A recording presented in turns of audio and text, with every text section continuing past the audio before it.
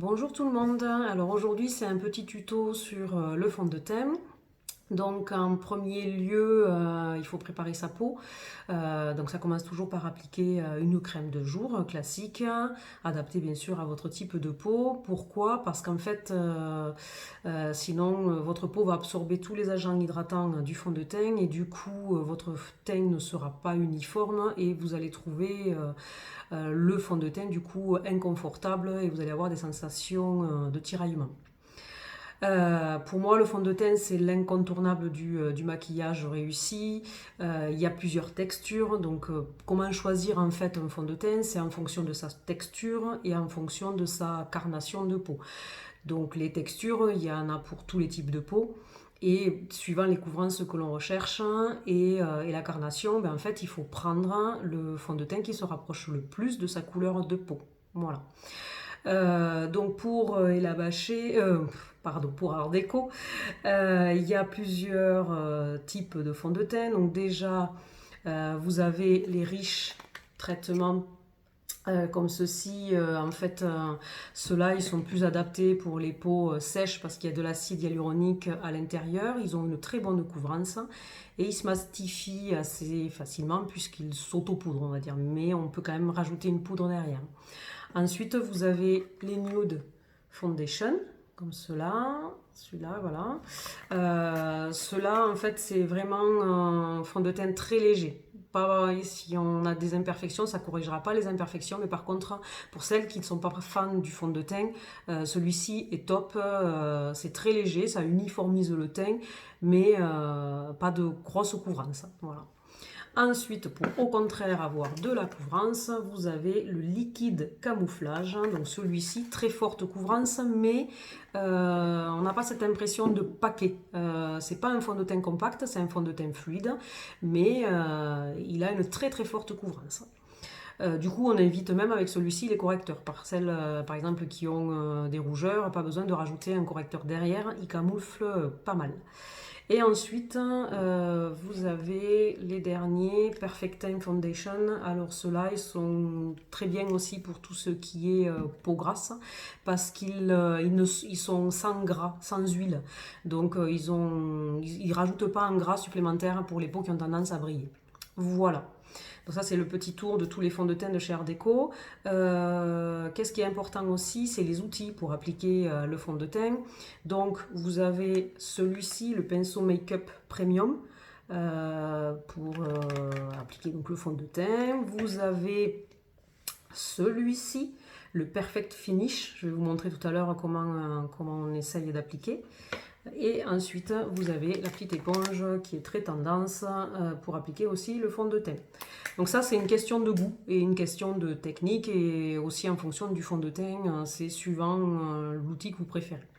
Alors on va faire une petite démo, je vais faire en fait la moitié d'un visage et avec les différents outils, je vais vous montrer comment on les travaille. Alors j'ai pris donc le fond de teint, le Nude Foundation. Donc je vais commencer en fait par celui-ci. Je vais vous montrer comment on applique la matière. Donc déjà un fond de teint, ça s'applique du centre du visage vers les extérieurs. On ne met de la matière qu'au milieu et en fait on finit par étirer le reste pour éviter d'avoir une démarcation. Voilà. Et on applique le fond de teint que sur le visage, pas besoin d'en appliquer sur le cou. Donc je prends mon pinceau, je tape la matière et c'est parti. J'applique en tapotant.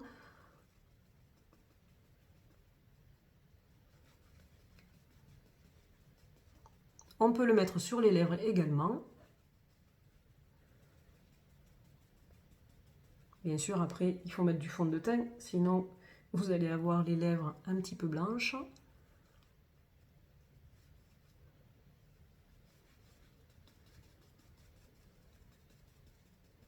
Voilà, ça c'est une technique pour appliquer le fond de teint avec ce pinceau, c'est très très agréable. Et donc là, j'étire sur les extérieurs. Donc j'en ai mis, vous avez vu, très très peu. Je ne sais pas si vous voyez la différence entre un côté qui est fait et l'autre côté. Là, j'ai des rougeurs ici, elles sont quasiment masquées. Et j'ai pris le fond de teint nude qui est très peu couvrant. Alors j'avoue qu'avec cette technique, il y a beaucoup plus de couvrance. Vous pouvez également appliquer avec ce pinceau si vous le souhaitez. Donc je vais pas réappliquer, mais en fait je vais lisser. Je vais vous montrer en fait voilà comment on fait la technique. Donc on part du centre et on finit par étirer sur les extérieurs. Voilà, je remets de la matière. On lisse bien dessous. Voilà. Et l'autre technique, c'est avec la petite éponge. Donc on prend la matière et on tapote. Je vais m'en remettre parce que j'en ai pas assez. Alors il faut l'humidifier, j'ai oublié de le préciser. Il faut humidifier l'éponge. Et ensuite, vous travaillez au ras des cils, dans le creux. Et voilà.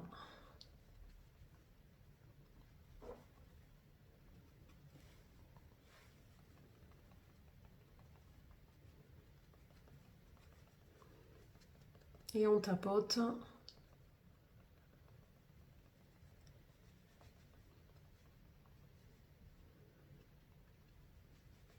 Alors ensuite, pour fixer, alors si vous avez des correcteurs, des corrections à faire comme les cernes, les rougeurs, ben c'est ensuite, à la suite du fond de teint que l'on fait les corrections. Donc vous avez vu la dernière fois mon petit tuto sur les corrections pour les cernes.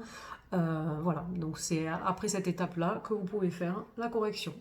Voilà, j'espère que ce petit tuto vous a plu et je vous dis à très très vite.